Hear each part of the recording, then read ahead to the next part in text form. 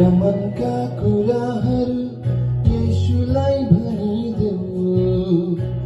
तिम्रा मनका कुराहरू येशूलाई भनिदेऊ। तिम्रो भित्री लडाई सङ्घर्षहरू प्रभुलाई कहिदेऊ। सङ्कष्टमा तिमीलाई बोक्नु हुने प्रभुलाई भनिदेऊ। सङ्कष्टमा तिमीलाई बोक्नु हुने प्रभुलाई भनिदेऊ।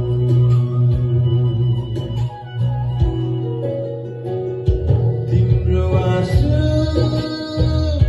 काठोपा थोपा बटुल्नु हुने महानै हुन्। तिम्रो खुसी हरूको आस्था